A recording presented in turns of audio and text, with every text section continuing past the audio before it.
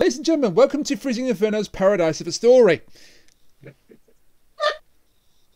Wait, Frez chose this episode? I'm shocked. I can't believe he chose this episode. It's so unlike him to choose this type of story.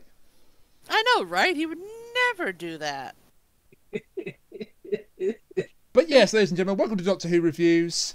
I've kind of given away how Frezno is already going to think about the story, but we are talking about the Sunmakers with Tom Baker.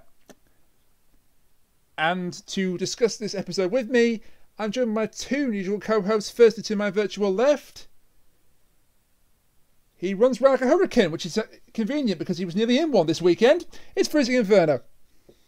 I'd like to say, as of tomorrow on recording date, September the 13th, a very happy birthday to Hibiki Tachibana, a punching lesbian who made me cry. Oh my god, it is that day, isn't it? Yes, already it's already the 13th in Japan, so entire Twitter timeline is just pictures of Hibiki. But that's your Twitter timeline any day of the week. No, well, extra this week, you know what I mean. And to my virtual right, money makes the world go round unless she holds it in place. It's Kat. So, later on, I've got a bone to pick with Frez. I've already told him this, but I've got a bone to pick with him, so keep it till the end and you'll be able to hear me yell at him. Oh, really? God, I'm going to die, but before we die, we can talk about anti-capitalist fun. Yeah. Yay, it's his favorite kind of death. So, First the death of capitalism and then himself. Wow. Spoilers much. Tom Baker. This is a Tom Baker and Leela story. Hey. But in many ways, they're not the main story here. No, and this is the first time I've met Leela. Second. Yes, the first time we've met Leela. It's the... Oh, I see what you did there. Yes, of course. Yeah. Totally first time. We haven't done a Leela story before on this show. No. Yeah, so... Okay, I think you're alluding to something, but I don't remember what you're alluding to, so it doesn't work for me. Those pesky cracks in time, they're everywhere, man. Oh, dimensions in time. No, cracks in time. Cracks in time. She was in Dimensions in Time, that's right. Everyone was in Dimensions in Time. Well, so this is very much a story that people expected of me to pick. Even friend of the show, Michael Hoovian, was like, Frez, why haven't you picked this yet? For the love of God. And well, here you go. Here we go. This is the most Frezno core goddamn thing. Mike, I blame you. Mike, I blame you. Yeah, so this is another story by the legendary Robert Holmes. Oh, he's legendary now because of this, to you. Well, I mean, yeah, baby, I like this story a lot. It's very good. All I can think of now is just these meme images saying, this is relevant to my interests. I mean, yeah, this is I'll spoil the end thoughts of the podcast. This is right up there with Oxygen or hell, Creature from the Pit, I guess, even too. In line of holy shit, one of the best anti-capitalist stories Doctor Who's put out. Also, Planet of the Well, it's Apes. like we know that he's a very good writer. It's like we've had plenty of his stuff on here. You know, we've done Sunmakers now, Caves of Androzani, The Two Doctors. And it's interesting because the BBC didn't want him were reluctant to let him write scripts because he's a script editor and they didn't want to do that. But he got to write at least 5. Yeah. And by the time this came out, he had resigned from the position, so he went to just being a writer as opposed to a script editor. And also, most of the stories that people find him legendary for, as you say, the Androzani and and whatnot, are very trad stories, which I don't usually go for. But it's not Gonzo. Not really. But no, nothing about this is Gonzo at all. No, it's extremely virtual left is the thing. But the fucked up thing about it is it's almost, I don't know if this is the right word, bipartisan, because the story was envisioned because Robert Holmes was basically bitching about having to pay extra taxes. So you just need that image of the two hands crossed, and one hand says Ken Dodd, the other hand says Robert Holmes. It says hating the tax man.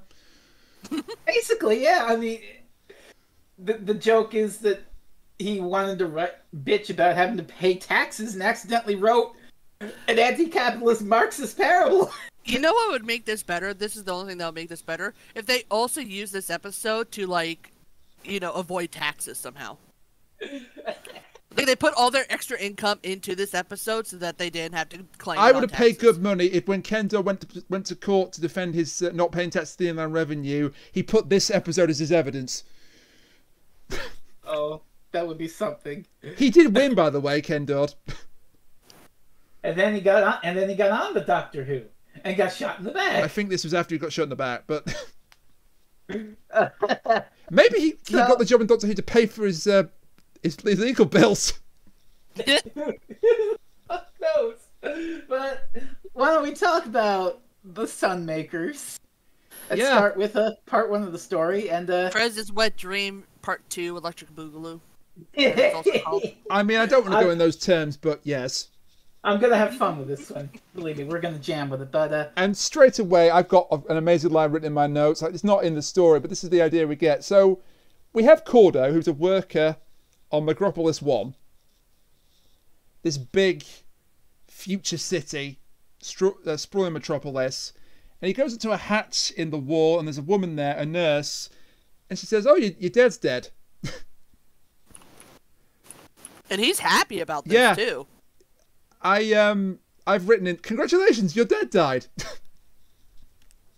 Damn. It's like that, though. Talking about termination, how his death day was a happy one and no pain.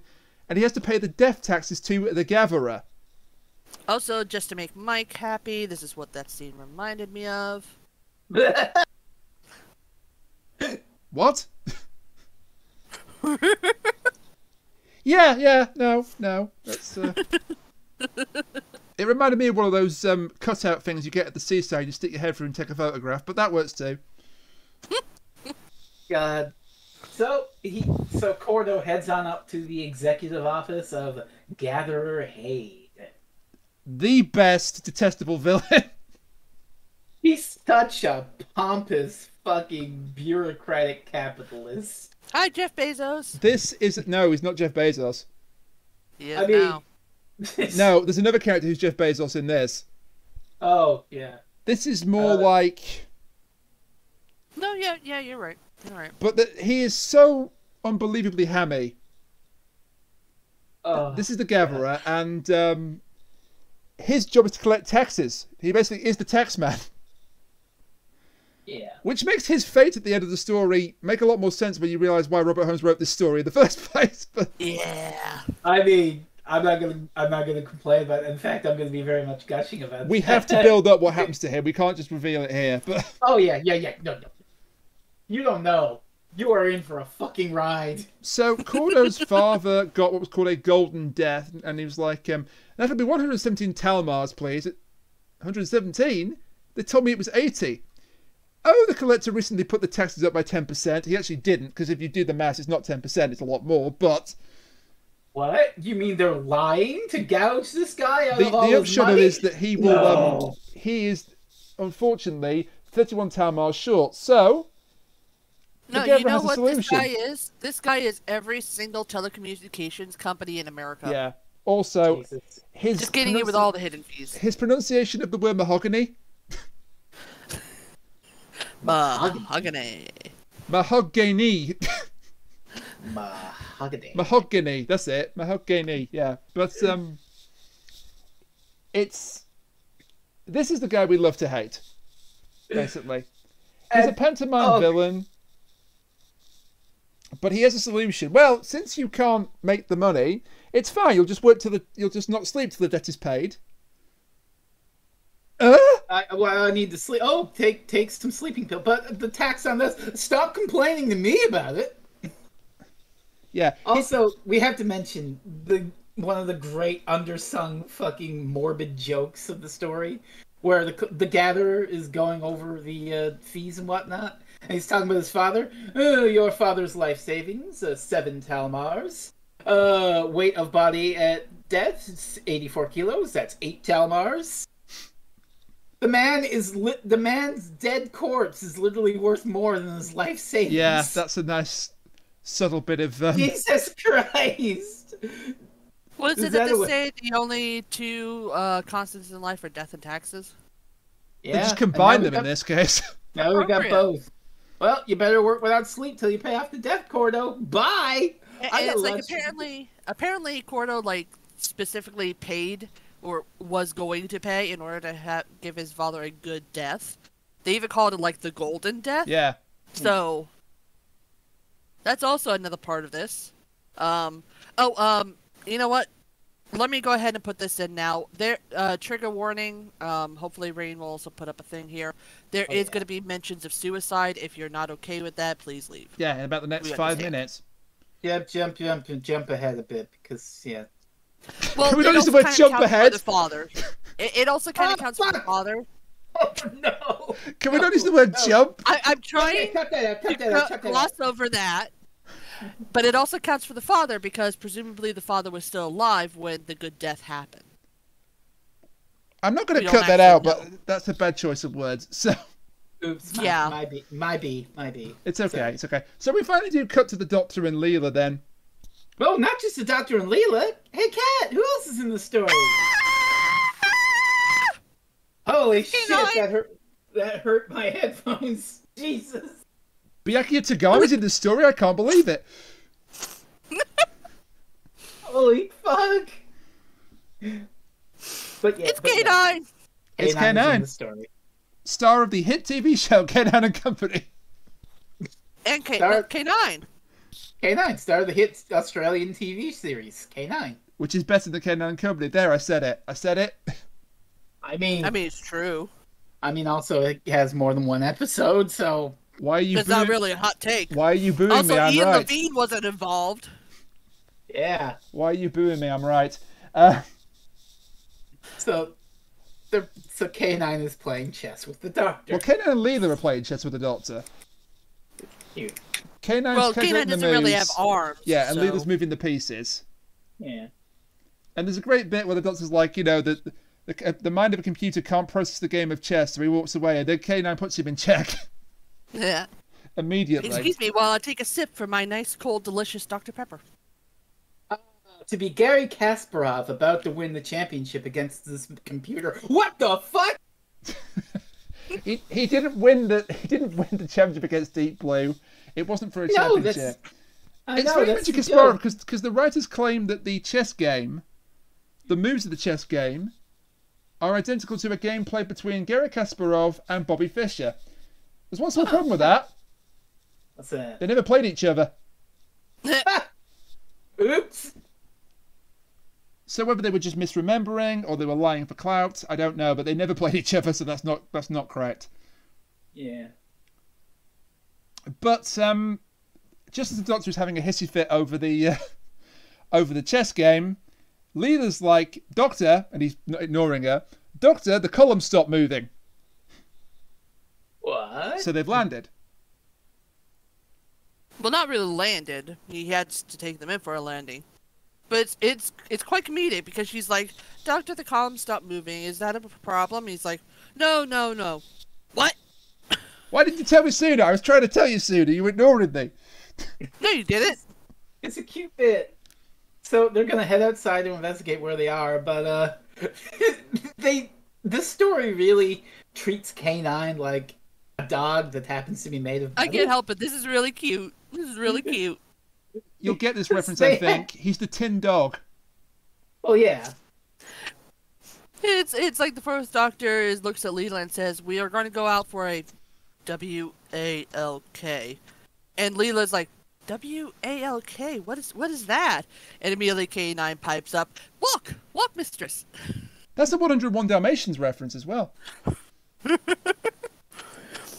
it just cracks me up that he thinks that the, I don't know, millions of dollars worth of computer equipment inside of a semi-conscious being is going to not know what the word, how to spell walk. It's great. I mean, it's just really funny to me. We had to do the same thing around our dog. We couldn't say the word walk or she'd just jump up. It's fucking crazy. Oh my god, we're going for a walk. Holy shit, take me out. These dogs are just like that. They know. Having never owned No, a but dog, I it's don't still know. amusing But you're right. because it's a computer dog. So it's like, do you really think that the computer doesn't know how to spell walk? That's the joke, and it's brilliant. So we've had a bit of light humour, and now we go back into dark territory because as Doctor and Layla take a walk outside and leave K9 behind. Here's your warning. Here's your warning. Yeah, warning. Here's your warning. Can I say trigger warning? Is that fair? Yes. Yeah. Right. Content warning. We're going to talk about suicide, so I'll put a thing on the screen to tell you when to skip to. They come across Cordo. But firstly, we said, well, we're on Pluto. We can't be on Pluto. It's a breathable atmosphere. That's not right. And there's light on Pluto, but that's not right either. So what's going on here? But before we can get any response to that, Cordo's here. He's completely at his wit's end. He's going to jump off the building. Distraught. Yeah. And again, Leela spots this immediately. And the Doctor ignores her for a little bit. So she goes off to try and help him herself. And Cordo explains, I can't pay the death taxes. There's no point to living anymore. Death is easy, and he's going to jump. But the Doctor manages to save him by offering him a jelly baby. No, I'm not joking. Yeah. And can I just say, if Radiac, if you could please put up a still of this, his face when he offers the jelly baby is terrifying. Yeah, if it's not in this really section, it'll be at the end of it in the overall thoughts. So it will be at some point of this podcast. He just has the most terrifying face on with this manic grin. I mean, like, if Tom Baker came to you on the specific building and offered you a jelly baby, you'd probably jump. Jesus. I wasn't gonna make that joke because it seemed a little too dark, but you do you. Yeah, sorry. Either way, we got a warning up there. It's fine. Yeah, Leela manages to pull Cordo away from the railing. And, well, they stop him from jumping off the building. Yay. And he explains all the stuff, the rules of the world and whatnot. And Leela gets an amazing reference here. Eh? She likens Texas to sacrifices. Oh, yeah. It's great. Yeah. Offerings paid to appease the gods. So she's likening the IRS to gods. And the Doctor's like, well, roughly speaking, but paying tax is more painful. Well, the IRS aren't really like gods. The IRS are more like extremely underpaid, underhelped people. Of course, in our version in this country, it's the Inland Revenue, which makes sense for later on. Yeah, well, speaking of, the Gatherer happens to see that the TARDIS has landed on this roof, and it's like, what? Wait a minute, that's not right. Hang on, no one's allowed up there. Sunlight's only for us elite rich folk. Those work peeps aren't supposed to be up there.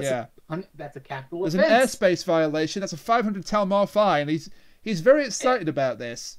Oh, he's giddy. More money! we also meet his assistant, Marn. And Marn she's interesting.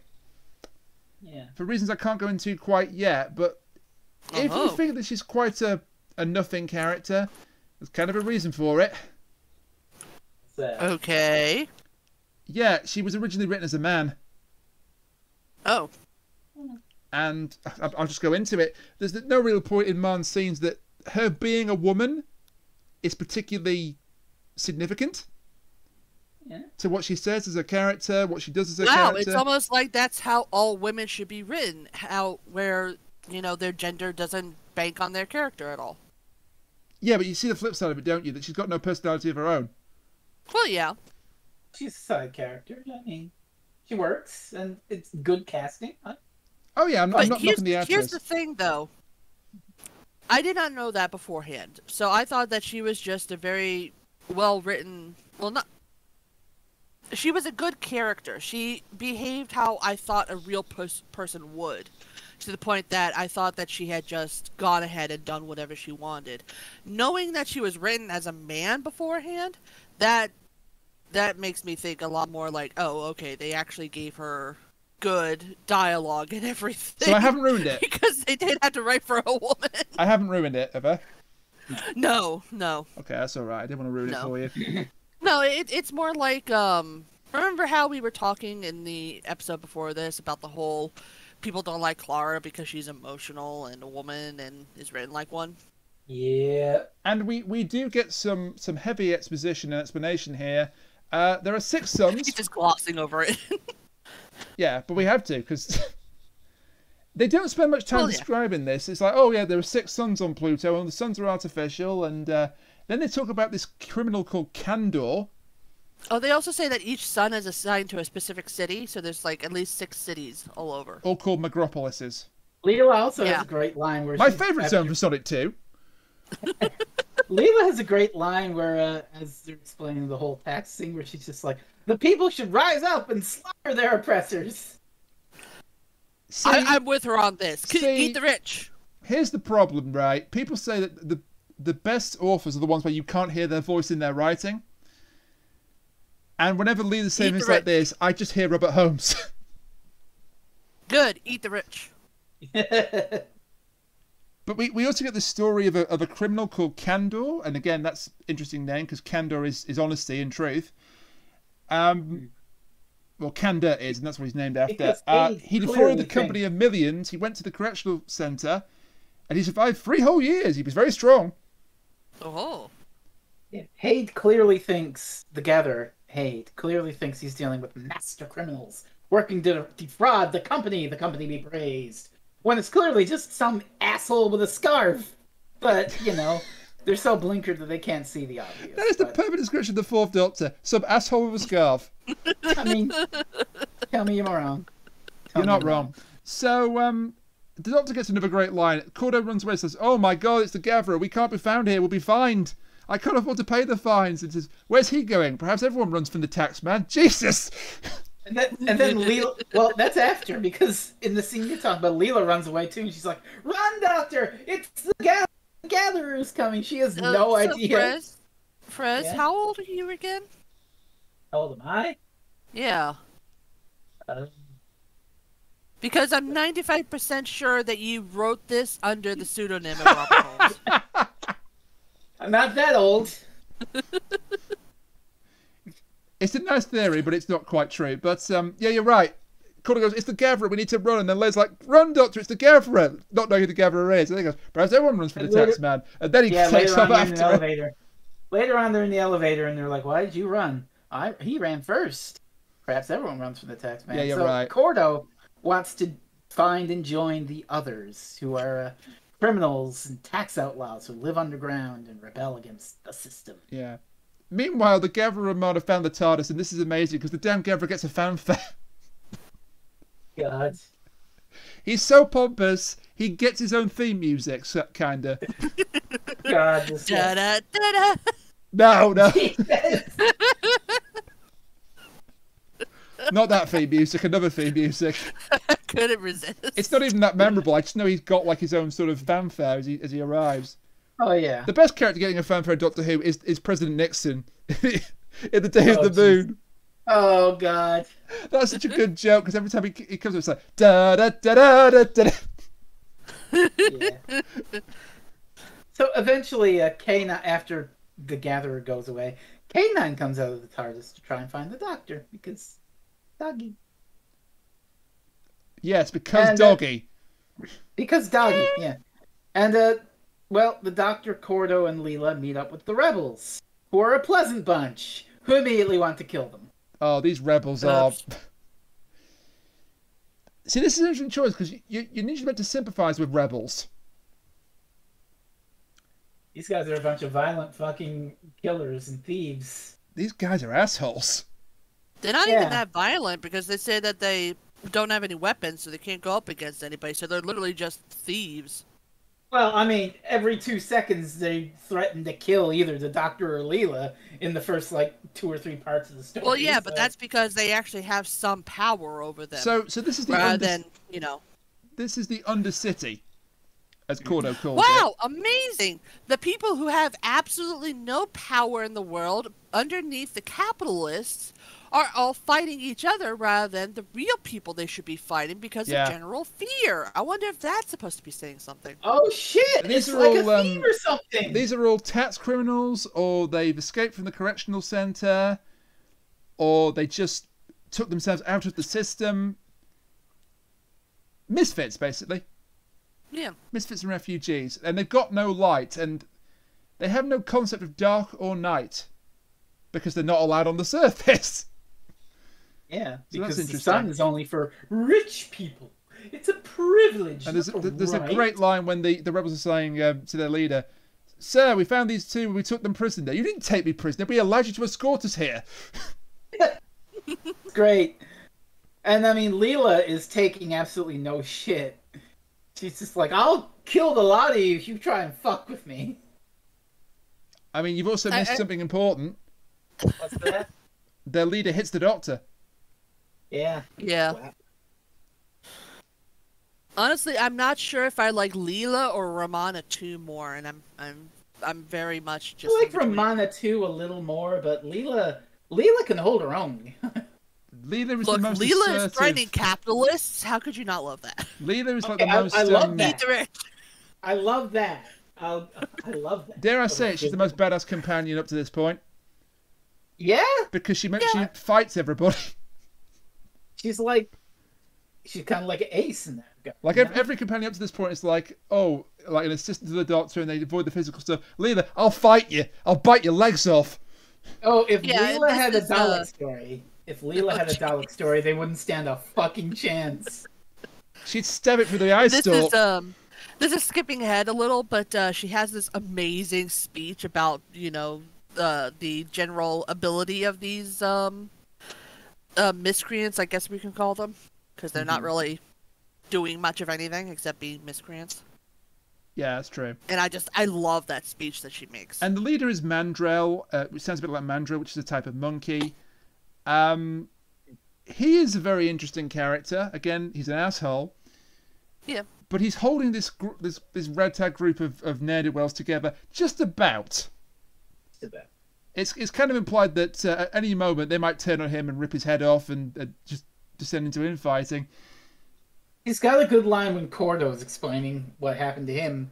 He's like, "Oh, I had to rebel. The death taxes are too much." And he's like, "Oh, it's always more than they tell you with the taxes. We've heard that one before."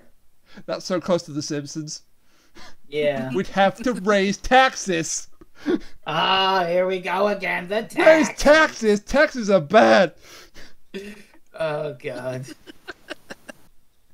Well, so they want to get the doctor to prove that he's on their side, so they give him a little mission.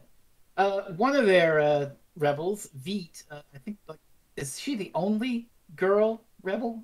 She's the only named girl rebel. There are extras in the background who are female. Okay. Either way, she forges a giant fucking space MasterCard. Now, originally, this consume card, as they call it, it's just a giant plastic was meant to be a giant Barclay card. I also like the fact that they call it a consume card, like a consumer card. And they changed it to consume card because they didn't want to give Barclay card free advertising. I mean, yeah, you're doing an anti-capitalist story. You don't want to do free advertising. Veet also wants Layla's animal skins for herself. And Leela's like, I'll fucking take your skin if you try and fuck with me. Yeah, Mandrill likes this. He likes a woman with spirit. But anyway, they give the doctor at the very card. least, there's no, I find her pleasing in this. No, but it's not much better. No, He's but, like, oh, she can fight. I like that. She can kick someone's ass. Good. We need that down here to fight the company. Anyway, he gives the doctor this card, and he's like, okay, go up to the bank and withdraw 1,000 Telmars and bring it back to me, and then we'll know you're on the level. And just so, in case you were thinking of taking the money for yourself, and then he lights a candle, and he's got these little things around it. He's like, if this candle burns out to this point and you're not back, we're gonna kill Leela. Yeah. The plan is for him to impersonate a miner or an Ajax. Because I think he looks a little bit like one. In fact, they mistake him for an Ajax. They think he's a bit more upper class. Upper middle class? Possibly. Yes. Yeah, I mean, because, he's the doctor. He's dressed in fancier clothes than most. And what we have here is a couple of misconceptions. Because misconception from Mandrill is that he's a miner. But the Gatherer thinks that he's a smuggler. Smuggling arms. Smuggling firearms to rebels. And by the way, Yeah. they're tracking K9 at this point. Because K9's left the TARDIS. Yeah. But Mom put a tracker on him. And you know what? There's this weird, almost throwaway line that that they mention, where what's his title? The Consumer? The Gatherer. No, the Gatherer. And the Collector. The Gatherer is talking. Yeah, the Gatherer is talking. Yeah. Well, the Gatherer is talking to his I don't know, side piece, I guess. That's basically all she is in this. But he's talking to her, and he mentions, almost as a throwaway, that the air conditioning doesn't work so well in the mines. So the miners tend to, be very independent and rebellious. I'm sure that won't come into play at any time. Not at all, no. I'm realizing now, talking about this is actually kind of a dry run in the way of Caves of Androzani, because you got all these factions that care about profit and money, and they see the Doctor and they think, oh, you're clearly in for yourself in some way. Well, I'm gonna fucking get you. I know your scheme. It kind of is, yes. Based on my worldview. So Robert Holmes wrote at least 2 anti-capitalist episodes. Yeah. But then we get a wild cliffhanger, because Cordo takes the Doctor to the ATM machine to take out the 1,000 Talmars. And it looks like it's worked. No, it doesn't.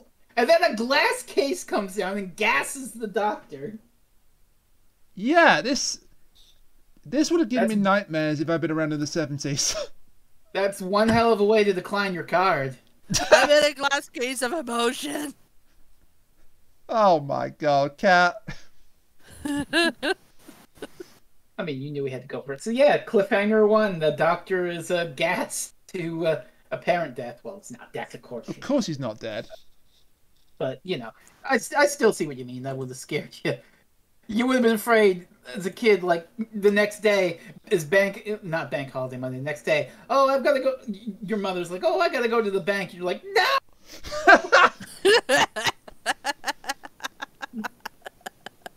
You'll end up like Doctor Who. No, if you make a withdrawal, it to be permanent. My God. They're gonna make you withdraw from life. Oh my god. These are killer lines for any anti-capitalist story I ever. But he doesn't withdraw from life. He's very much alive. Oh, part two. Leela's time is nearly up, and Leela's basically like, "Oh, you fuckers tried to kill me. I'm gonna make this place blood red before I go down." This is amazing, because Veet's like, kill her quickly. I want her animal skins for myself again. So the time runs out, and he's like, right, well, Caesar, we're going to kill her.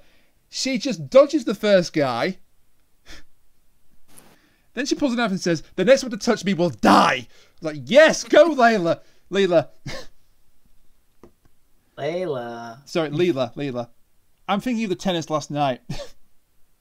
The tennis. The US Open. Emma Raducanu's the new Doctor Who. I hope you got that callback. How could I not? Yeah. How could we not? Your most famous tweet. My so famous ended up was in the quoted by news. the fucking Radio Times. So you've been quoted by the Radio Times, and I've been quoted by Kotaku. Not just quoted. Weren't you in the They put your tweet in the picture for. Yes, they did. The thumbnail picture for the Radio Times. They did. One second, y'all. We're putting this in the fucking show. You got it. Of course we are. Of course we are. I mean, not this little bit here, but the... No. There. Yes, that's it. I love it too. The winner of Wimbledon, and then it's by a big weird. A big weirdo with a fucking anime avatar. I'm not going to link mine, but mine's about the alternate costume for Ryu in Street Fighter V. Really? And how I wanted Hot Bod Dad Ryu to be his main costume. Because he looked better than his... it was an evolution of the character. And then it was like, no, it's actually a DLC costume. Well, shit. So, back to the story. The Doctor gets taken away on a stretcher, and he wakes up in a straitjacket. Yeah. And this is the correctional facility that was referred to by the gatherer. Mm-hmm.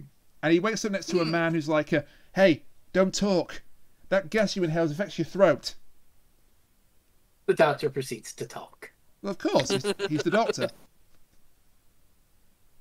So this guy next to him is a Bisham, I think. Bisham, That's the yes. one time I remember like a minor character name in the story. But anyway, his story is that he was working, and he was curious about the pills that the officials took, the higher ups, because he handled that sort of thing. So he took some, and he awoke his class consciousness.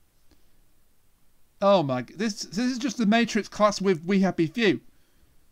Yeah. Yeah. Yeah, pretty much. Pro tip: if it was your red pill or blue pill, ask for a chocolate coloured raisin instead.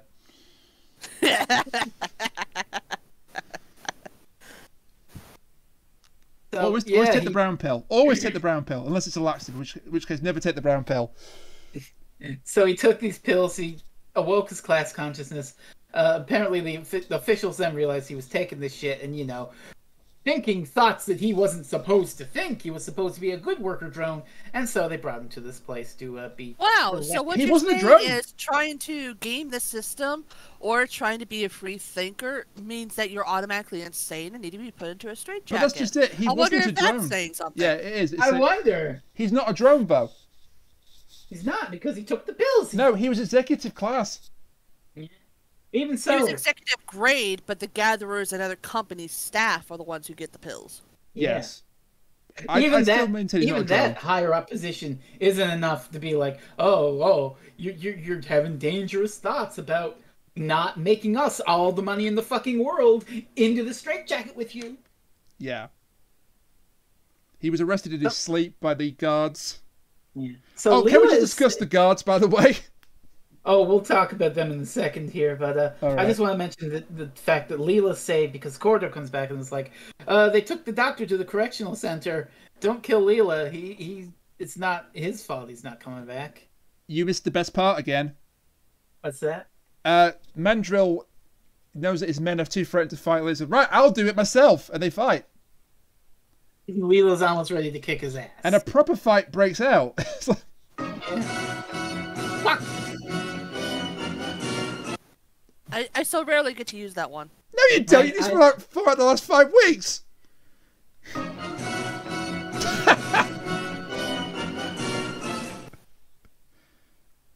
Is it out your system?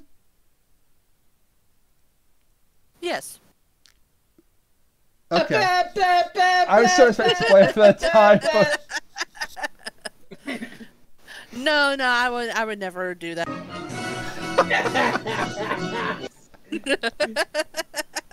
Stop. So when I get to this, when I review some YouTube, I find 3 copyright claims. I know who to blame. God damn it, Viacom! They haven't claimed it before. It's fine. It's fine. I'm not totally tempting fate or anything saying this out loud. Shut up!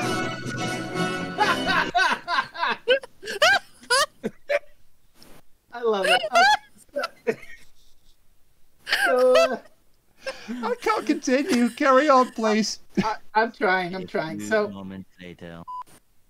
few moments later, Bisham mentions PCM, which I don't have the actual chemical. Pentosylenic methyldrain. Thank you. I probably horribly mispronounced that. So, whatever it is, why it's an anxiety-inducing agent, big mood, and it's been pumped through the air conditioning to placate the people and keep them in a constant state of fear, such that they'll be good little worker drones and make the company millions and millions of Talmars that all the executives can hoard while these people fucking work themselves to death. And that's why that comment about the air conditioning in the mines was so important, because that means that they're not getting as much of the drug as they quote-unquote should be. Wow. So they're a little bit more independent. Wow, Free. disgruntled miners, that's not a thing that has happened before. Not at all. Yeah, what kind of confuses me about this is that he plays this off as an entirely anti-capitalist thing, but they treat the miners really well to the point where they think someone as well-dressed as the doctor is a miner. Yeah. You would have thought that, you know, they would treat the miners worse. I kind of liken it to the pyramid building crews in ancient Egypt, where they were essentially menial labour, but they were paid in meat and beer to keep them healthy. And they were, by all accounts, looked after when they weren't pyramid building. We have missed a... I'm looking at the... Well, that's weird. A bunch of capitalists taking care of their workers. Hey, speaking of capitalists, we haven't talked about the Collector. Yeah, we meet our actual main villain. Because the Gatherer is just his stooge. This motherfucker. It's Jeff Bezos. No, the Collector is not just Jeff Bezos. Oh, I see the comparison. Well, he's Dennis Healy. No, the Collector is what you would get if you put Blofeld in the wash and shrunk him.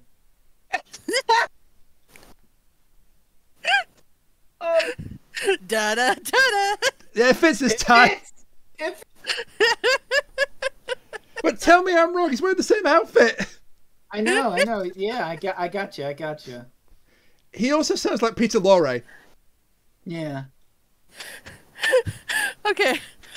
So, do you guys remember John Oliver and that time that he went up against Bob Murray from the coal companies? No, I don't. Go on.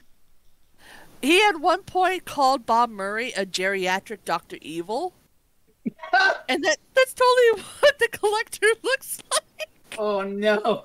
God. Also, what has he done to his eyebrows? Eyelashes. Eyelashes. Oh, God, the eyebrows. This is a fact that there was a politician in the late 70s in Britain called Dennis Healy. Oh, shit, it is him. It is him. He had eyebrows like that, and so they're obviously taking the piss out of this guy. I didn't realize until you said that. It is him. Yeah. Hang on, I'm gonna get a picture. What a silly Billy. Let me get a picture of this guy, just so you can fucking... I know who he is. I know who he is. For Cat's benefit and for the viewer's benefit. There he is. Yeah, that's him. That's him. You can obviously see God. what they're doing by making a villain in the story with funny eyebrows at the time. It's clearly just to keep them separate, I'm going to refer to him as Hade, because otherwise I'd get the Collector and the Gatherer mixed up. Yeah, and there are different Gatherers that you don't see, but every Megaropolis has its own Gatherer. Yeah, so Hade is, talking to the Collector about, the insurrection and how he thinks that the Doctor is dealing arms and stuff like that.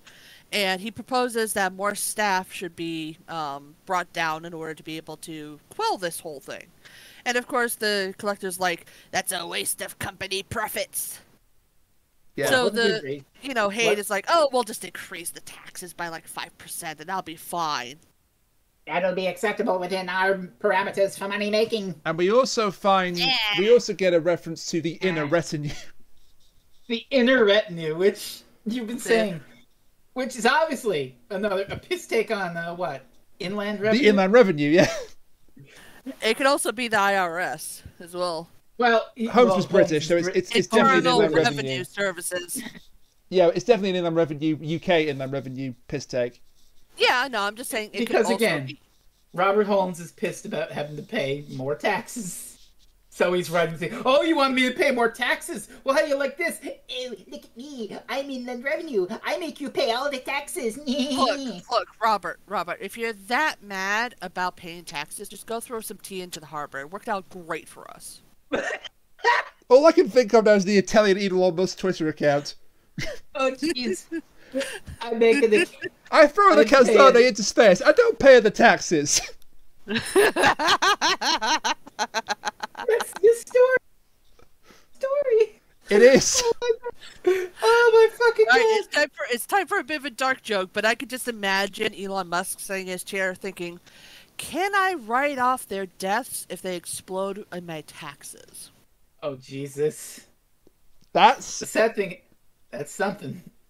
Yeah. I won't sleep tonight. Thanks, Cat. Hey, Rain. That was a dark joke. Hey, Rain. Yeah. Put this in. Oh boy. That's me. That's me.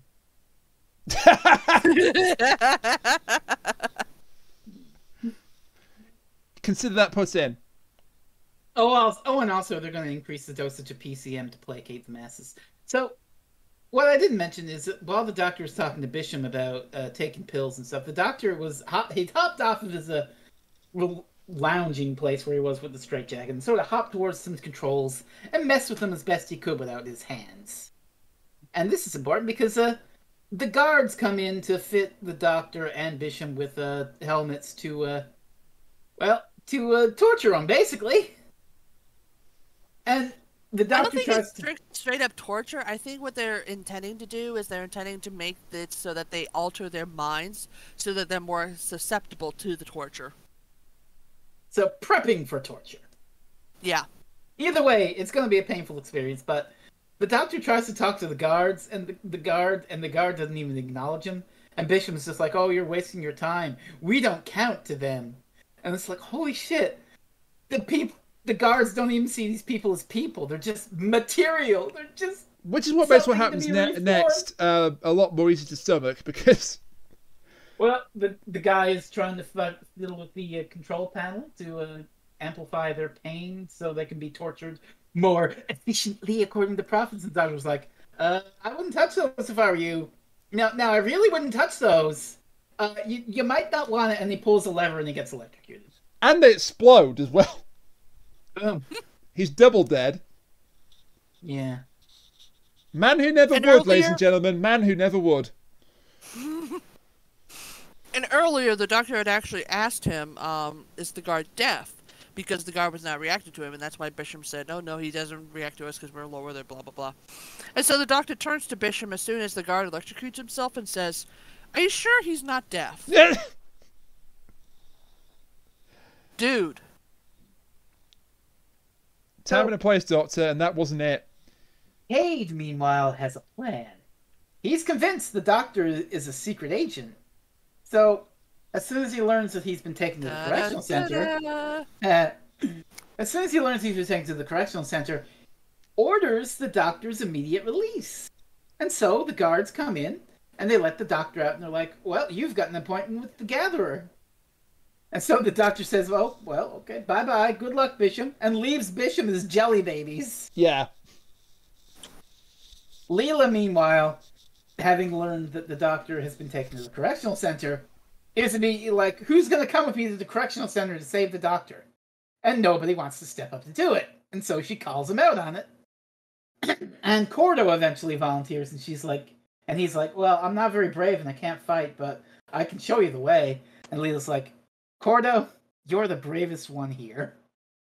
Yeah, it's like, I will say that I do like this speech. However, I will say that I do recognize the fact that there's a little bit of toxic masculinity in this, where she's like, "Are you not men? Do you have any manliness to you?" And it's like, you don't need to be a man to be brave, honey. No, I mean, you're pretty much showing that. In fairness, even Veet doesn't volunteer to go. Yeah. Can I say, by the way, that Veet's the worst name for a character of all time because it's a type of shaving product. She's got it. Oh, baby, she's got it. It's a lady shaving cream, and let's leave it at that. I know, but my joke is very specific to the United States. Yeah. I mentioned it because Leela and Cordo are in the corridor, and she's suddenly, all of a sudden, she's afraid. What's going on here? And Cordo explains the whole PCM thing. She's like, oh, so I'm not really afraid. It's just the air is fucking with me. Okay. First, Leela was afraid, then she was petrified. She will survive. And then we have the doctor meeting with Hade, and Hade is basically just like, "We're so sorry for the inconvenience with your card. Here's your 1,000 Talmars, and my apologies for the inconvenience." And he's like, "Have a seat." And he, the doctor goes to the one that's in front of the desk. He's like, and Hade is like, "No, that one there," and points to his own chair. So it's like, oh boy. He offers him a raspberry leaf and everything. He's laying on the toadiness thick here. Oh, so thick. And I should say that at this point that Richard Leach, the actor who played the Gatherer, he likened his character in this serial to Pooh-bah from the Mikado. And you know what? There are similarities. I don't know who that is. He's an officious, I think he might even be a tax inspector. Oh, He's a government official, certainly. He talks like the Gatherer does. I mean, you can definitely see Richard Leach being on stage with his character. Oh, yeah. He plays him so well. So Hayden and the Doctor get into a brief discussion on the theory of why humanity left old Earth behind. It's like, oh, well, could have been religious reason, could have been something else. But, you know, so they have a little chinwag for a bit, and the Doctor heads on his way with his 1,000 Talmars with apologies, and it's like, oh, thank you for coming, citizen, thank you, have a good day, have a good day. And then Hayden is like, aha, I'm a genius, I'm a genius. Now we can track that Doctor and find his rebel faction who I'm the biggest brained capitalist in the room. Yeah, and this even goes further because the Doctor says, well, you're free to go wherever you want. He says, well, I'll just wander around the city for a bit if you don't mind. So, yeah, of course, of course. And then he talks to Marn because the tracker does not track the Doctor. It immediately fails. So Marn's like, we can't track him. So, oh, it doesn't matter, Marn, because I've got a plan. We're going to force them out in the open with our inner retinue. Well, it doesn't immediately fail. They are indeed tracking the Doctor. It's just that once he gets into the Undercity, there's no ability for them to track him there. Well, I call that an immediate failure, but he's not bothered by this. Well, no, it's not immediate failure because it does become important later on that he is being tracked. That's true. He calls this Morton's Fork. He's going to have the inner retinue in a pincer movement. Do you know what Morton's Fork really is? What's that? What? It's basically a problem where both solutions are as bad as each other. Oh. It's a philosophical problem. Also like the trolley problem. No, well, is that one as bad as each other, or is one worse than the other? That's the point of the trolley problem. You don't know. Morton's Fork is like the equivalent of a rock and a hard place. Right. It's similar. Well, Leela goes to break out the Doctor, but the Doctor's not there. But they find, oh, there's jelly babies next to this guy. He clearly was here. And Bisham tells him that the Gatherer took him, so they free Bisham and they head off. Oh, a Morton's Fork is when you have two options, but they both lead to the same conclusion. Why did you just say that? Because I couldn't think it in time, but yes. So, two, the same option, or two options which are equally alike in being bad for you. So while Leela is going to find the Doctor and finds that he's not there, the Doctor goes to find Leela and finds that she's not there. But good news! He brought them the money! Bad news! They know he was in the correctional center, so they think he's a spy and they're going to kill him! Da-da-da-da! And our part 2 cliffhanger is it's interesting because, you know, it's standard Doctor Who corridor stuff, but the corridors, they really feel like a government building. And they're even called, like, the P-45, I think. Oh, God, the P-45! So, yeah, you get the obvious thing they're going for there. That's what you get if you're sacked. Yeah. So, it's obviously a piss take on government bureaucracy. And they're hiding in these corridors, and Leela's hiding behind a corner because they've got a barricade. And they head forward, but oh no! There's guards on the little tram with guns! And They're that's cut! the goddamn cliffhanger. Dun dun dun. It's such a weak cliffhanger. However, are we going to get out of this one? Oh, K9. No, how are we going to get out of this one? Hide! That's literally it. Hide. And then when part 3 resumes where we left off, K9 just shoots the guards down. Good dog. So now Bisham and Cordo have got weapons. You missed a great bit where it's like they go and get the guns and they get in the tram and K9's just sitting there wagging. Well, I say wagging, but his tail is going up and down. And Leela turns and is like, "What do you want, K9? A biscuit?" And K9 just goes. He should have an affirmative mistress. The funniest part of that is that you cut out really badly there, Fred, so we have no idea what K9 did. Yeah. K9 just goes. Nope, it's gone again. No. Ooh, ooh. He goes, ooh. He makes a dog noise. Oh, right. I thought fate was conspiring to make sure you never got to say what that was. I guess my microphone's peaking. I can't go. It's like... Jesus Christ! What is wrong with this connection? I think your microphone may be haunted. I think my house might be haunted. You need an old priest and a young priest. Oh, God. So, they hop in the tram, and Leela takes the wheel, and she puts the pedal to the metal, and goes in reverse. Yes! Yeah, That was my immediate thought when I saw this scene. It's so good. My God. It's so funny. I mean, it's also like kind of sexist thing. Oh, the woman can't drive. But yeah, that's a little it's less that the woman can't drive, more like the tribal... I mean, I didn't read as that because I knew that Leela was from a quote-unquote more primitive type of It's more like the primitive savage can't drive. Well, no, they can't because they were never taught to. Because they don't have any cars. Either way, Leela's just like, maybe I'll just man the gun. See, problems where there ain't any. Maybe I'll just man the gun. So she mans the gun, and they drive to this barricade that the other guards have set up, and they start shooting. So anyway, they started blasting. And they missed. And they fired, and they missed. Don't you dare! And then I fired and I missed. I missed both times. And then they got shot in the head, and then she was sad. Yeah, they got a popsicle. That's not a bit, by the way. She really does get shot in the head. Yeah, she actually gets a little laser. I don't know if it's a bullet or laser. I don't know if it's a bullet or lasers. Either way, she gets. I think they're lasers. Either way, she gets knocked down and falls off the tram, and Bishop and Cordo You know what? drive She'll off. get back up again. No, she doesn't this time. Not on her own They're never power. gonna keep her down. Yeah. Yeah. So Leela's been captured.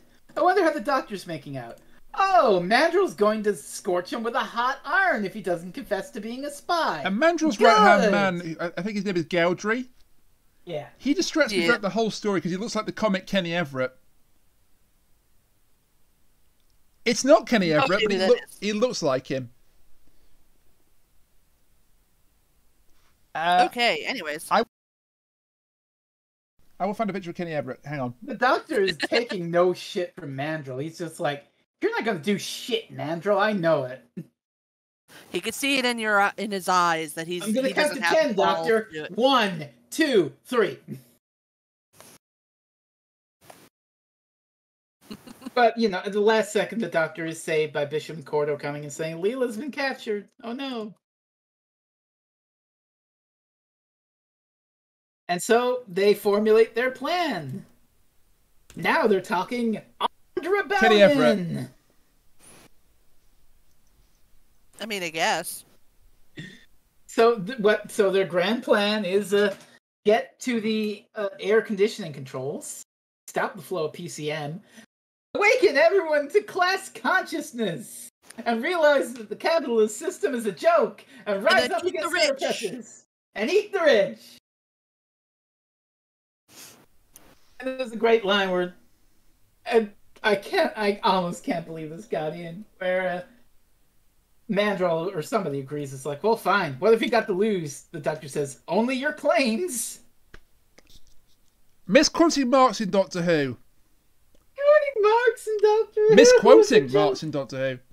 Well, it's a joke, misquote. Yeah, but does it need to be in there?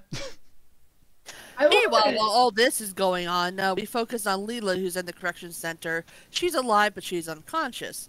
And then in a sort of kind of moment, they're looking to see if she has a number on her arm. Oh, yeah, that's not Yeah, good. that's That's unfortunate. I will say that I like the fact that they do not really go on the whole I find her pleasing route with her and the collector. They do yeah. not. Although I still don't know why the collector is here in the correction center. There's no reason for him to be here. Because the plot demands it. That's a good question. Especially the very next scene with Leela is her being brought to the collector. So I see where you're coming from. Yeah, because he says, Yeah, so I would it's like, make it would've sure that made she's more on her sense if feet they as had soon sent as him a possible. If you have message. to maximize her Medicare, do it. So, Wow. Ooh, maximize Medicare. Wow, what an expense. I mean, it's clearly very expensive. Medicare, it's not like it's a human right you can have for free with some sort of socialized healthcare system. Yeah. This has been a party political broadcast on behalf of the Socialist Party. Yeah, and it's kind of funny how the government-supported program is also called Medicare. Oh my. Not that that's saying anything. Well, that probably is a coincidence, because I'm not sure if we knew about Medicare in this country. In the next scene is with Leela, as we say, Leela is brought before the collector. The guards got her. She's in a straitjacket. And Leela is screaming bloody murder. Let me go, you mother... Get this gorilla off me. I'll kill all of you. I love Leela's spirit in these stories. She's ready to fuck them all up. So the collector's interrogating her, basically, and he eventually, she mentions where she's from, and, his computer database does correctly identify part of the twist of her intro story, which is that her tribe is a, what's the word I'm looking for? God. It's a linguistic decay sort of thing. Yeah. But then she mentions the Doctor and the TARDIS and Time Lords, and the computer has info on the Time Lords. Uh-oh. So it's like, ooh. It's weird how the Doctor has so little to do with his own story. He inspires a revolution. I'm for it. Yeah. But he definitely takes a backward seat. I'm fine with him inspiring a revolution if it means I get to see a goddamn anti-capitalist revolution. Did I say I was against Viva it? la revolution! Did I say I was against it? I just said it's weird to me. Also, Viva la Pluto! Fuck you! It's a planet! It was a planet when this was made, anyway. It is a planet. A dwarf planet, but you're correct. Oh, God, here we go. So, the Doctor has a fun speech here where he's like, but what's the company for? Making profit, that's what it's for. But where's all the profit go? It doesn't go to you guys. So where what do you guys even make here? You haven't thought of it. You haven't thought of it, huh? It's because of the damn drugs. Who's on first commission? And so the Doctor successfully inspires rebellion. And Mandrill agrees with the plan. He's like, yeah, it could work. It could work. I'm sorry, Rain. Is there anywhere we could get at one of those Not Always Sunny cards where it's the Doctor incites a rebellion? Absolutely. Yes. I don't know why, but I think that would. Really I have a go-to website for that. Yes. So Haid goes up to see the collector, and he's like, my plans on finding out who the Doctor are going rather well. The Doctor is a Time Lord from Gallifrey. Wait, how do you know that? You fucked up, Haid. That's how I know that. He's not a conspirator. He's just a traveler, you fool. And there's a great line where he's like, the Doctor has a history of violence and economic subversion. Yeah, I like the and. And he's like, I'll deal with this. And then the collector sets a 5,000 Talmar bounty on the Doctor, dead or alive. But where'd you get the 5,000 Talmars from? Magnificent! From your own personal wallet, Haid. I do love that scream that he has. He's just like, ah! Not my money! And the collector's like, is there a problem? Yeah, he's such a brown noser. He's like, oh no, I was just proclaiming what an excellent idea that was, collector. Unfortunately, there's a second part to his plan. He's going to execute Leela. And execute Leela, and we can have a public viewing, and personal viewing will be 5 Talmars ahead. It'll only decrease the work productivity by 0.047%. Acceptable losses. God. You're right. Yeah. And the execution is called steaming. Well, actually, I will say that he kind of, the collector does kind of find Leela pleasing, but only in one way, and that he wants her to scream as she dies. I'm fine with that, because that's the villain line. That's just a general sadism thing. Early in one of the episodes, they even said that the correction center is directly under the palace that he lives in because he likes to hear the screams. Yeah. Right. They do a really good job of setting up the two villains. Hi, Jeff Bezos. I don't consider Mon that much of a villain, but She's aside. She's like the aide to one of the antagonists. Yeah, So, but well, you'll see why I don't consider her a total villain in a minute. yeah. So, the Doctor, meanwhile, he's stuck in the underground because Haid is tracking him. So if he comes out in view of the cameras, Haid will know where he is. So what he does is he has Cordo go and disconnect two of the cameras. Then they put them in a corridor, one on each side, and the Doctor walks back and forth between them. Yeah. And he creates a loop. I'm stretching a bit, but we don't have another room for it. A mirror, if you will. Not stretching it far too far. Doctor Who Mirror Alert. Doctor Who Mirror Alert. Never mind, it's not Fair stretching enough. it at all. I'm full of shit. That's enough not to hit the button. But yeah. I mean, I'm having fun anyway. I'm not gonna really have fun. Oh, I know you're having fun. So might as well let me go full ham on this one. Anyway, your choice is next, right? But I wonder what I might pick. so Leela has been strapped to a wall in her straitjacket, and this guard comes in just to be a snobbish sadist. And Leela just basically tells him where to go, and then he's like, "Oh, but you're going to be executed." He literally has an evil laugh as he walks off. He literally came in here just to He taunt details Leela. what the steaming will do to her. You're gonna die and you're gonna scream. I'm gonna kill you now. I don't need no gun. Oh God! I don't need the knife. I don't need it. I don't need the girl, John. I don't need the girl. I mean, he's the most powerful. Kill you! He's the most powerful villain in movie history because he has the magic power to make you feel old. Oh my God! God So- bless James Rolfe. But yes, So meanwhile, Haid has a grand plan. A plan formed entirely of his own greed. He's gonna catch the Doctor. Because if he catches the Doctor, he won't lose any money. no, he'll get his 5,000 Talmars back. Well, he won't lose his talent. He's not gonna be paid for it. Well, he will lose it to get it straight back. Yeah, so, it's all profitability. He's such a greedy fuck. He's like, I'm gonna do it myself so I don't lose all my precious, precious money.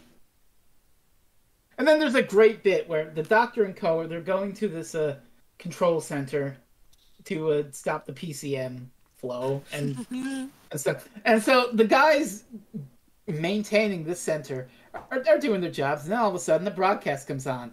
And it's about how the Doctor, this known fugitive, wanted, dead or alive, 5,000 Talmars. And so this guy's standing there, he's watching the screen, and then coming up right alongside him to comment on it is the Doctor. Yeah. And the double take is just great. Oh yeah, that's And I lots love of what money the to- Doctor says. He's like, 5,000? That's not enough. Yeah. Excuse you. That is so like the So Doctor. good. That is It's so so Julius good. Caesar. And so Mandrill and Bisham and Cordo come in with their guns, and they're just like, "All right, citizens, hands in the air. You're either with us, or you're either with the revolution, or you're gonna get shot. What's it gonna be?" And their guys are just like, The revolution, yeah, that's "Yeah, all right, sure, revolution, yeah." Down with this sort of thing. Down with this sort of thing. Munch on the rich, yeah. Munch on the rich. Lightly nibble on the rich. And so Haid and Marn are tracking the Doctor, and they're just like, "Oh, we found him! Oh, we found him!" Wait, where is he? According to the scanners, the Doctor is walking back and forth exactly where we are. Son of a bitch, my buddy!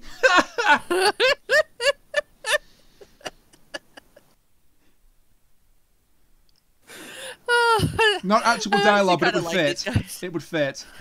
Yeah. So the climax of part 3 then is Leela's about to be executed by Steamer, but the Doctor has a plan. And like a true Among Us player, he's going to use the vents. Oh my God.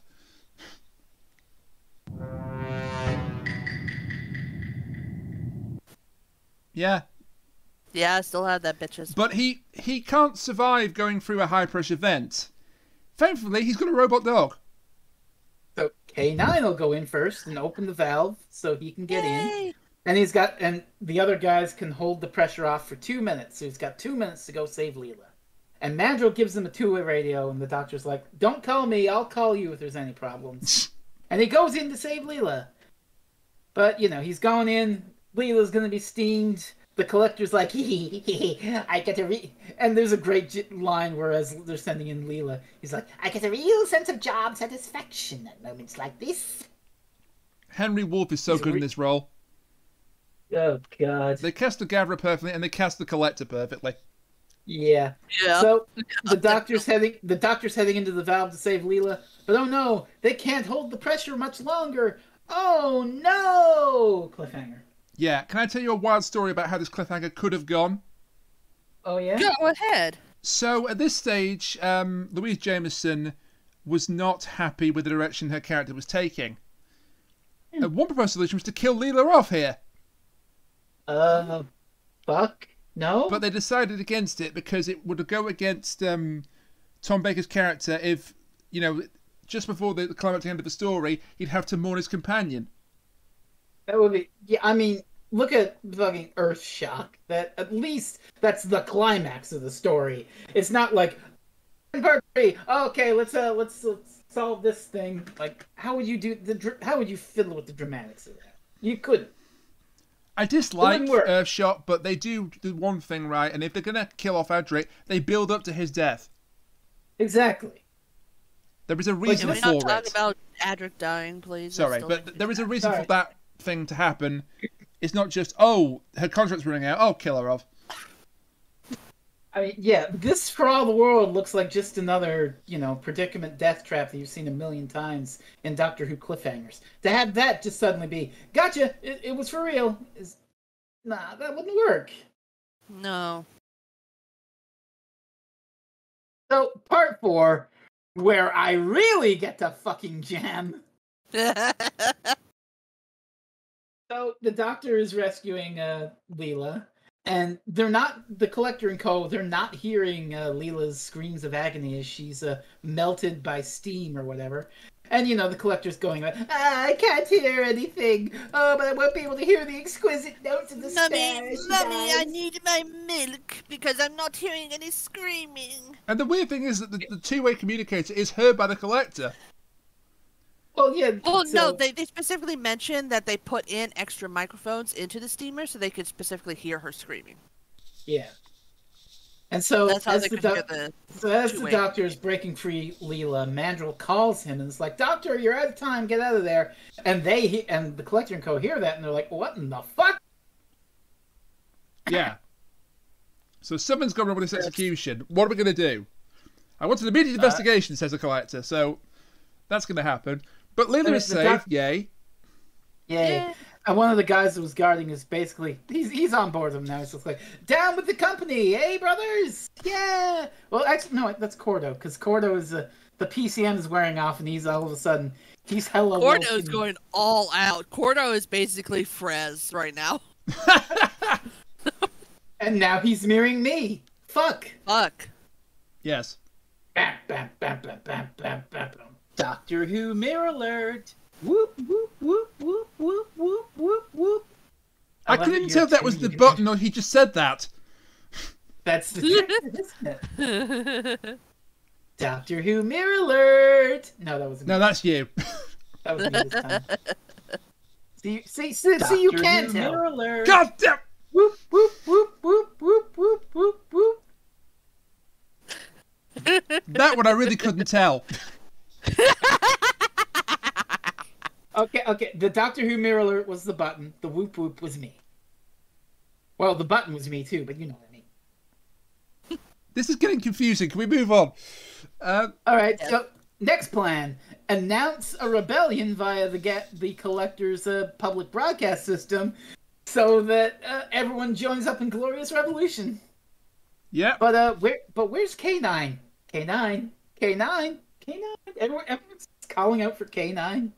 Even the side characters? Yeah, that's interesting.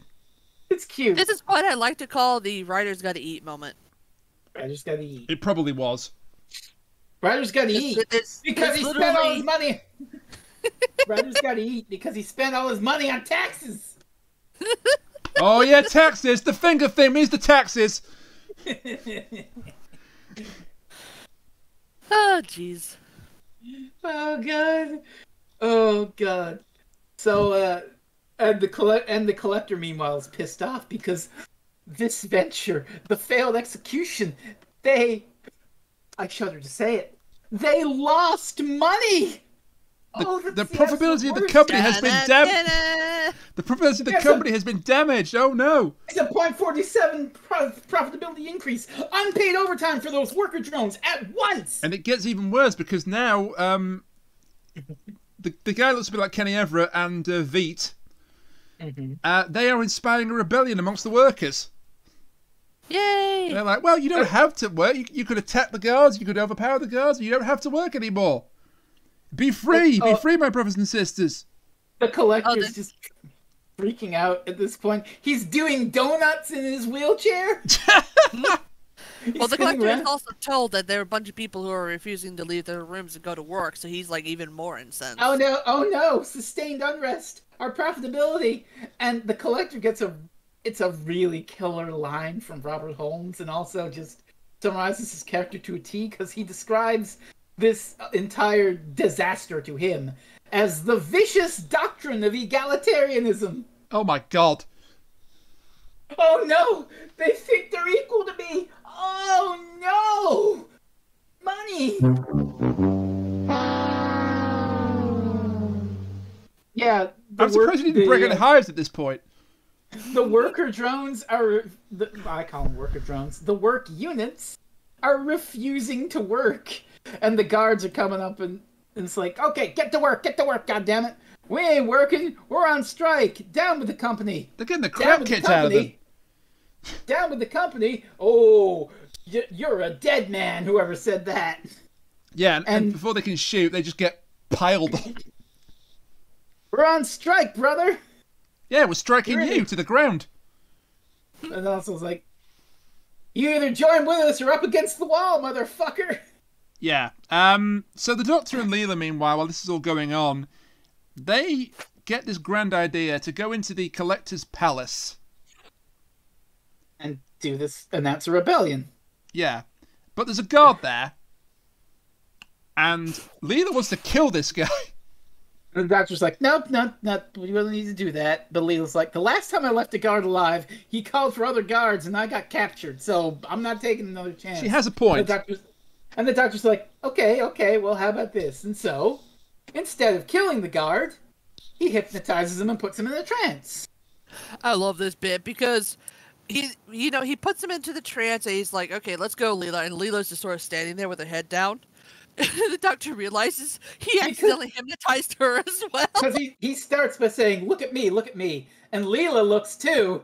And it's like, what the fuck's sakes? No, the Doctor is not a cartoon snake in this story. But yeah, Leela gets caught up in it, and the Doctor... Oh, god damn it, cat! Oh, God. And so the Doctor says, now you're going to stay asleep until I tell you to wake up. And so once they're both asleep, the Doctor looks to Leela, looks to the guard, puts his hands over the guard's ears, and says, wake up! And Leela's like, what? Huh? What? Oh, how did you do that? Yeah, he'll only be awoken by the phrase, wake up. Yeah. If you don't like Wake Up, I can recommend other songs by Rage Against the Machine.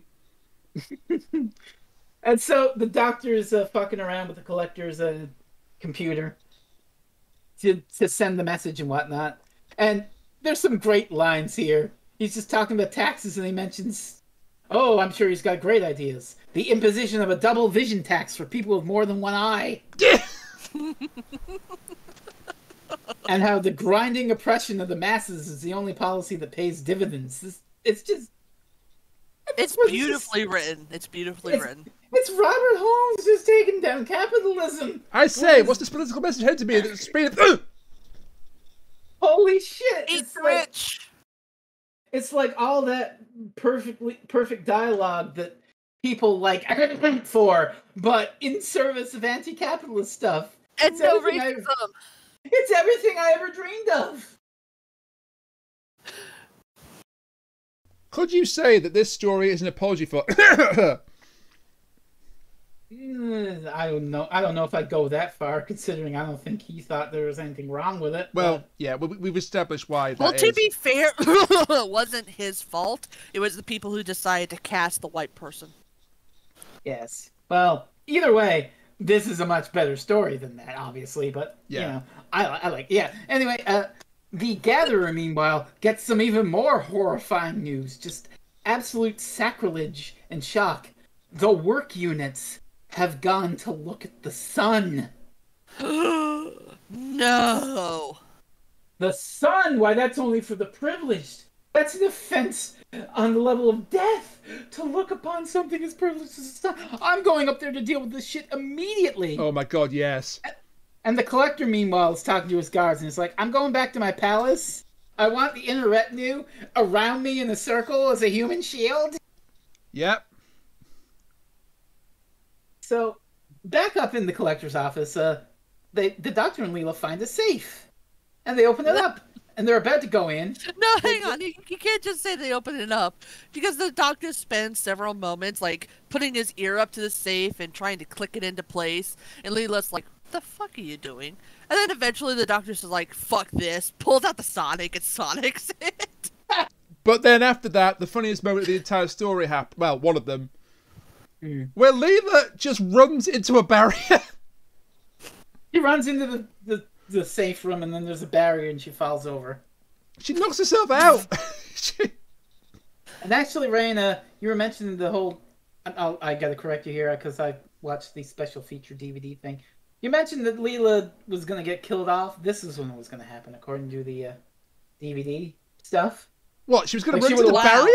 She was gonna run into that thing and be disintegrated. What? Wow. Yeah. Oh god, that didn't happen. So am I.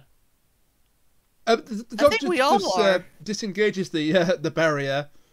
And then, well, we have to discuss what happens to our main antagonist here. So, the first one is Mon. Well, I just want to mention one thing before that. The broadcast goes through, and in the control unit where all the rebels are, it's like, attention, attention, there's a revolution. The Gatherer and the Collector are all going to be under arrest. Viva la Revolution. And Cordo runs out shooting his guns like, yeah, the revolution, we did it. We did it, motherfuckers. And everybody's like slapping him upside the head like, you fucking idiot. Yeah. That was the Doctor. I love him. I love him. He's the best side character. So, you were saying about Marn, right? Yeah, so Marn is, she's left behind by the Gatherer. As it turns out, good thing. A group of rebels immediately surround her, but she gets out of being killed by saying she wishes to join their revolution. Yeah, she pulls out her gun, they have their guns, and she's just like, she hands him her gun and she's just like, yeah, I'll join the revolution. She's intelligent. As for Haid, may I? He's not so intelligent. This is the best scene, possibly of the entirety of Tom Baker's run, but yes, you may. Oh, God. So Haid goes up to the roof where all these people are, all the work units. And I think Veet and Gaudry are up here as well. And he's just like, what are you scum doing? Get out of here this instant. Hang on, I've got something to help you. I've got something to help you, Frez. He goes up there and he's immediately like, what? What the fuck? That's basically it. Yeah. Yeah. And, they surround him and they're booing him and they're like, oh, I am the Gatherer. You will listen to me. And they pick him up and he's like, what? Put me down. Put me down. And these revolutionaries, they take the Gatherer, the guy who nearly drove Cordo to death via taxes, the guy who's been profiting off all this shit and thinking of all these work units lesser than him because he's a rich man who can tax them to death and line his own pockets. The revolutionaries take Gatherer Haid up in arms, lift him off the ground, throw him off the fucking roof. Cheering. Yep. Yeet the rich. Yeet the rich, motherfuckers. Yeet the rich. No. It is. Oh my god. Can I just give some Rare praise to TARDIS Wiki for their entry on Gavra Haid. Okay. Go ahead. How they describe his death. Haid attempted to personally quell the rebels by berating a group he found lounging on the rooftops, an out-of-bounds area. However, they simply picked him up and threw him over the edge. The 1,000-meter fall killed him. Yes, it did! And they do actually say in part 1, when he's about, Cordo thinks he's going to jump, it's about 1,000 meters up. So they do call back to that. But it's lovely that, you know, the fall that Cordo was going to take and was talked out of it because he met the Doctor and Leela goes to Haid instead. I think that calls, in its own way, for a Doctor Who mirror alert. All right, do it. Doctor Who mirror alert. Doctor Who mirror alert. Now that one was the button. That was the button, okay? Yeah, I know that was the. If it's playing the Metro music, he can't mimic that. Oh yeah. Bap, bap, bap, bap, bap, bap, bap, bap. He can't mimic that alert. well. Doctor Who mirror alert. Very impressive. Oh, but yeah, I mean, this I'd is also like to price say poor. that this moment, which is already, you know, a great moment of triumph, is made even funnier by the face the Gavra makes when he's picked up by the crowd. It's so good. Have you heard of the actor Kenneth Williams? I don't I think so. think so, but I He's can't another remember Carry what On he was star, but he would do this thing with his mouth where he's like, "Oh, matron." That's the face that Haid is making before he falls off the roof. So I'm gonna say this right here, right now. at. He is. Hey, P.M.T. Watch this fucking episode. This is what you should have done in Kerblam. But no, the systems aren't the problem. No, the systems aren't the problem. The motherfucking capitalists profiting from it are, so throw them off the roof. What, you're saying they should have hooked the system off the roof? I don't fucking know how you make Kerblam a better story, but it's a start. Yeah. Anyways, We've dealt with two major obstacles. One has joined the rebels. One has died in spectacular fashion. Anyway, now that I've, for lack of a better word, just gushed all over the screen here, this anti-capitalist. All that's left then is to deal with the Collector. yes. The Doctor tries to sneak up on him, but the Collector's like, "I can hear you, you know. Please try to make less noise." And they have a little discussion. And the Collector's about to call his guard, so he presses his alarm button, and boing! The alarm button just springs up, and the Doctor catches it. I took the liberty of disabling that ages ago. Did I do that? Oops. Did I do that? And so we learn the backstory of the Collector. He's an Ursarian? Yeah, which... Usurian. That's kind of sounds like a bear, like Ursa Minor, Ursa Major, but it's not a bear. He's a fungus. It's a lot better than that, but... Wow, capitalists are a fungus? Oh no, Wow, it's not even a Ronald. fungus. A poisonous fungus. You're close, but... If only he wasn't so poisonous, then he would have been a fun guy. Chat, hit the rim. Yeah, thank you. Anyway, you were saying it's not even that. What is he? Well, he reveals what he really is in a moment, but firstly, we get more of the villain revealing his plot.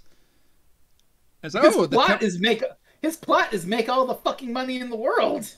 The company made a deal. Several worlds. The company made a deal with humanity to build a colony for them on Mars, and then that was exhausted. Then they were moved to Pluto. When that's exhausted, we're just gonna leave them here to die and move on. I mean, it's capitalism, you know. Oh, they worked. They made our money. They made money for us. They made us rich. Oh, they can go die now. If that's not. I mean, it's not like there's these countries out here that need water or anything. We're Nestle. We can take as much water as we want. And so they go back and forth, but then the Doctor makes a mistake. Oh God, this is so good. He uses the phrase "killing in the name of." Sorry, wake up. The Doctor calls humanity under the Usurians a slave labor force because they're working for these capitalist overlords. But then he's just like, once he says the plan is oh well, after Pluto's gone, we'll leave humanity to die. And the Doctor's just like, you blood-sucking leech. And there's another bit where they're talking about how the use of economic power is far more effective in war. And then the doctor makes his oopsie.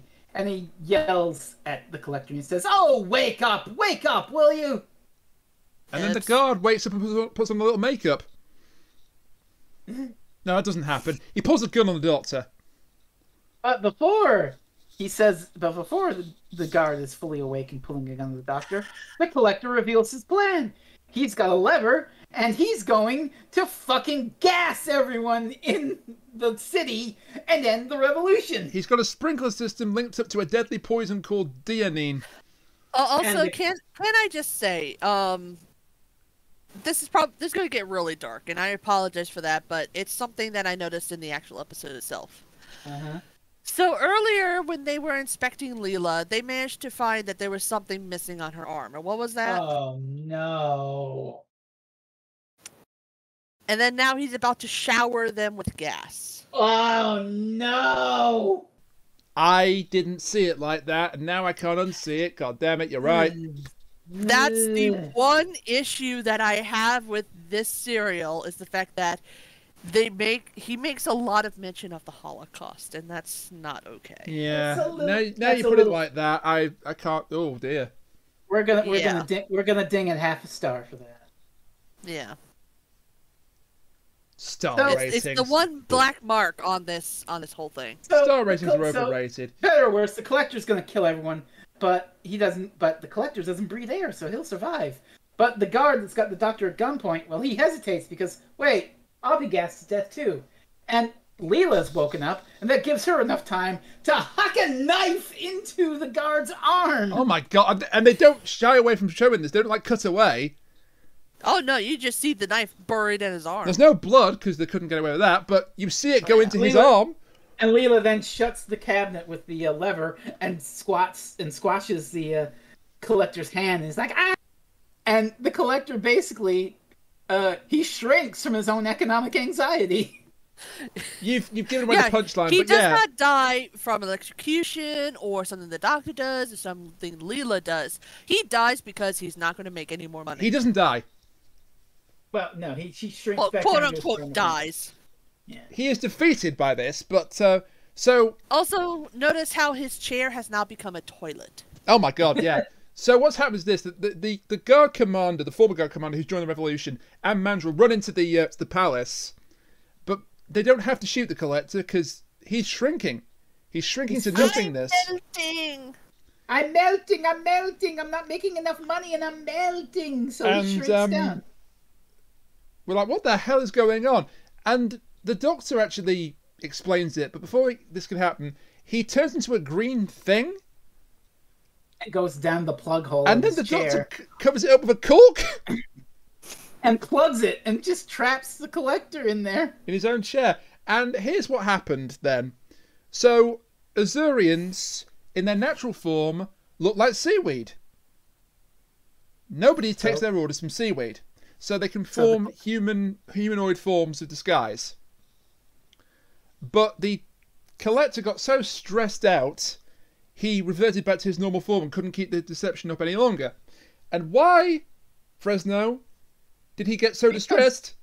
Because the doctor fed a 2% tax growth in his computers and blew up the economy. So he melted the collector out of sheer capitalistic economic anxiety. Do you think that might be trying to tell us something? I don't know. The collector was mad because there was much room for growth. Cat! But Cat! So, the collector's defeated. The collector's done. The evil is defeated. The Plutonians are going to go back and colonize Earth. Everyone says goodbye, and the doctor heads off. But, oh no! Oops! He accidentally made the TARDIS go out of control for a bit and knocked over the chess game. Oh, well, K9, we'll just have to play another game of chess. I guess we'll never know how that game would have gone. Yeah. And that's the Sunmakers. Can I just say one thing about the ending of the Sunmakers? Which is a bit of an interesting interpretation of it. There's no guarantee this is going to work out. Not really, but because, all right, the collector's dealt with, Hades is dead, and Marn is no longer a threat. I mean, is Marn even showing the ending? No, I don't think so. So maybe she was killed. Who knows? But anyway, she's not shown. But the guards are there. Are these rebels really going to be able to coexist with the guards that were prepared to kill them? I mean, I would think so. The guards were also being, Exploited, I suppose. Docile. Yeah. So who knows? But yeah, that's just an interpretation. I kind of like the ambiguity that you don't know if it's going to succeed or not. Most likely it will. I like to think it will. Well, I know you'd like to think it will. Of course. So, shall we get into the final thoughts? Certainly. Let's. I think I'll go last, considering. Absolutely. Can I go first? Yes. Sure. Okay. So, let's just get the elephant out of the room. I did not realise the whole Holocaust references until Kat brought them up. And that does somewhat hurt my enjoyment of the story, because I don't think that's at all necessary. To be fair, I didn't realize it until just now when I was reading over, and I realized that it was the sprinklers that were going to emit the gas. But it's still there, so you can't ignore that. Yeah. Whether he meant it intentionally or not, and he possibly didn't, it's there. Would it have been as bad if they had cut that scene with the wait? She doesn't have a number.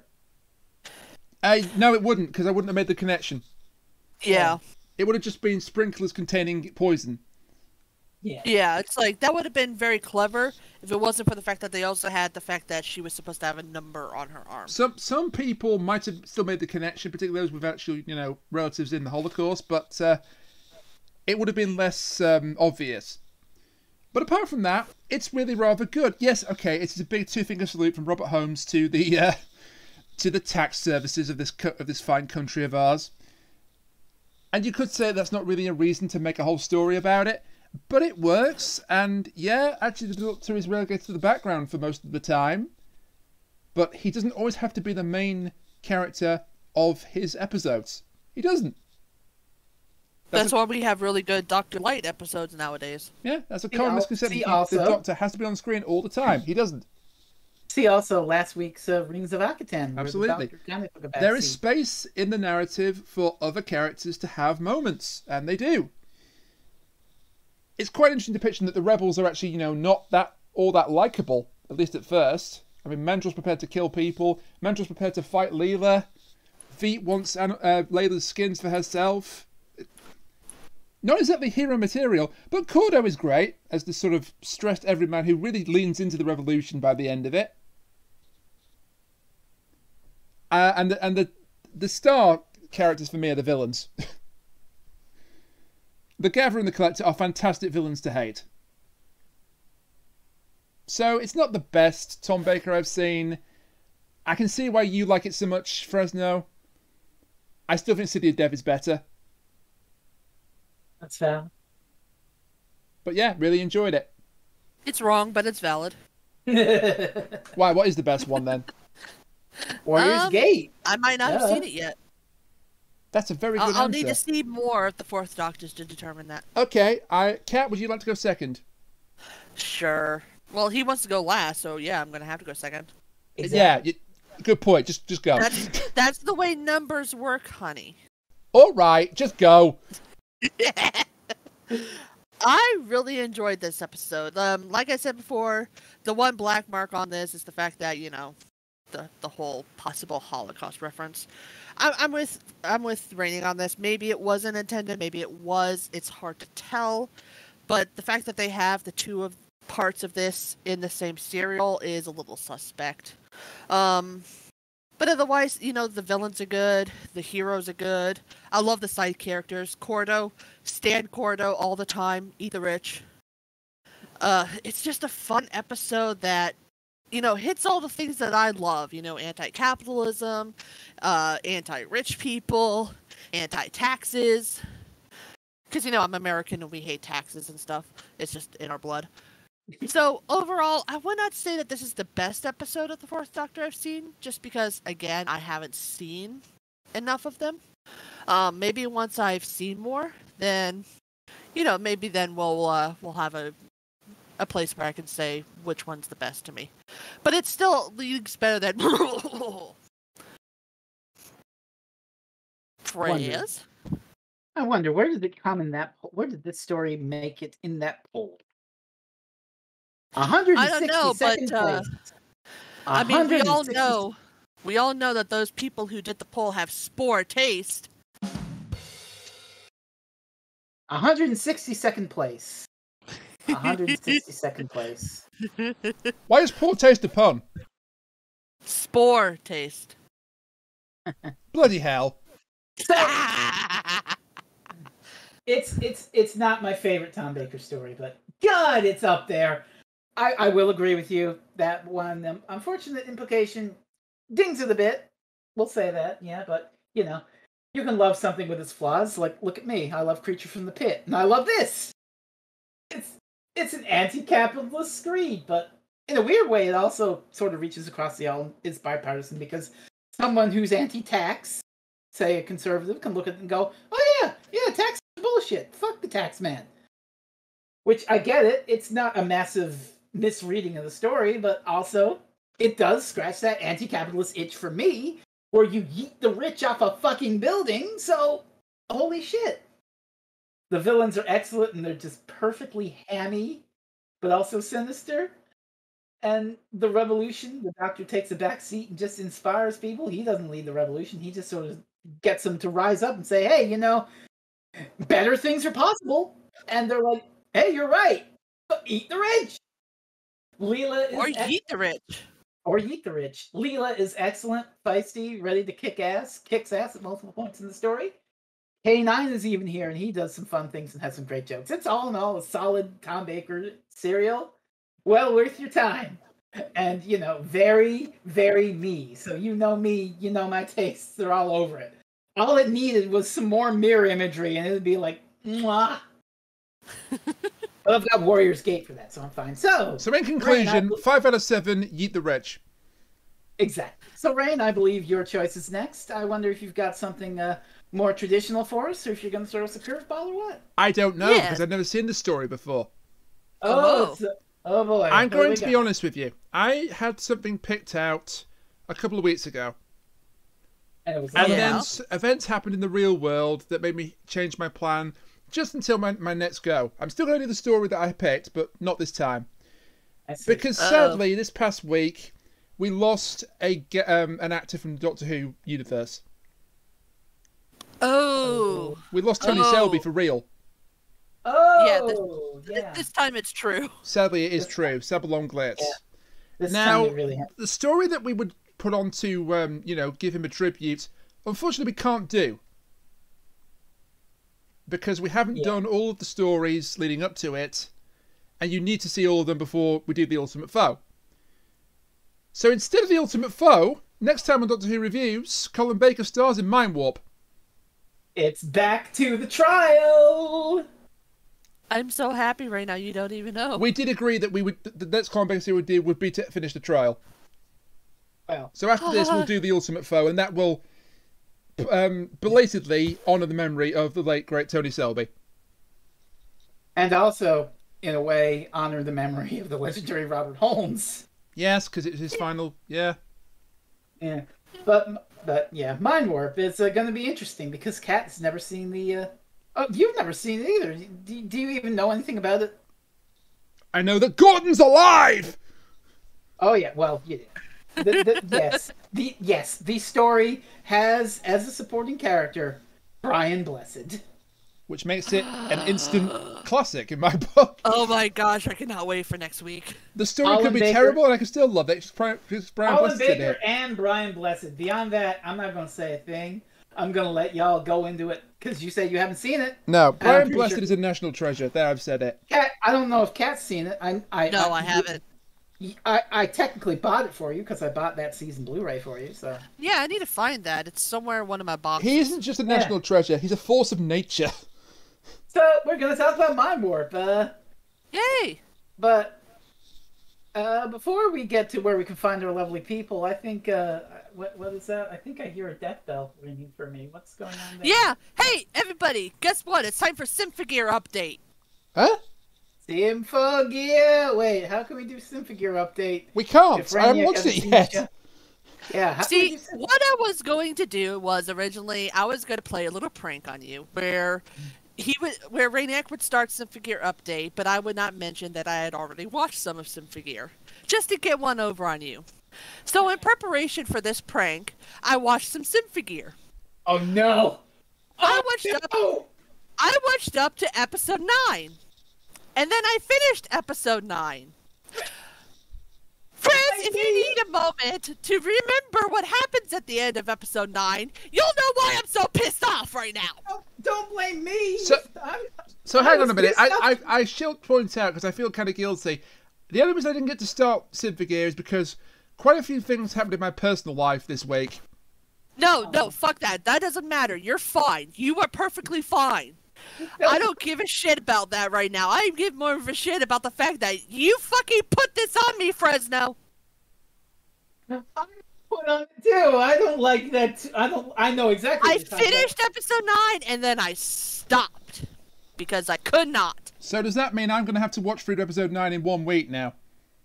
Yes, and you're going to be at the same point where you'll be like, okay, nope, done. I didn't put that upon you, Rainiac. So next week's Symphogear update is also the last Symphogear update of all time. Great. Oh, You'll God. know why soon enough, Rainiac. And for those of you out there who are not interested in Symphogear, look up why. Or maybe if you've already seen Symphogear Series 3, you'll know why. I know exactly what you're talking about. I am both highly intrigued and highly terrified about what this might mean. You should be scared. Be very scared. Look, Kat. If you had told me you were going up to it, I could have properly warned you. But you went in blind. Isn't the point's to go in blind, isn't it? Yeah, but I know you know what I mean. You're the one who got me into this bullshit, Frez. I don't like it. I don't like that any more than you do. Trust me. I was fine. I was happy. I was intrigued. I was like, oh, this is an interesting idea that they have. And then they did that. They sure did that. So thanks for listening for this episode of the Doctor Who Reviews podcast. FreezingInferno might not be able to make the next edition. Don't worry, I'll live. Rainiac, where can you find us, lovely people? You can find us on Twitter at Reviews Doctor. You can find me on Twitter at Renhit the Maniac, Cats at Concave Usurper, and if you're still alive next week, Cherries at FreezingInferno. You can also write us an email at goexterminateyourself@gmail.com. And please, if you do one thing this week, buy Back to the Empire by Krista McTeer. Available now on Amazon.com. Absolutely. And join us next time, if all three of us are still here, for Colin Baker starring in the second part of Trial of a Time Lord, Mind Warp. And if you would like to contribute to Jerry's eulogy, just email us at the Go Exterminate Yourself. Jesus, don't not make that joke, please. That's terrible. Say goodnight, Rainiac. Good night, Good Rainiac. night, Rainiac. Join us next time for Mind Warp. Until then, bye for now. Cat? I think. Okay, are we done? Cat? Yeah. Yes. I mean it sincerely? Yes. What the fuck?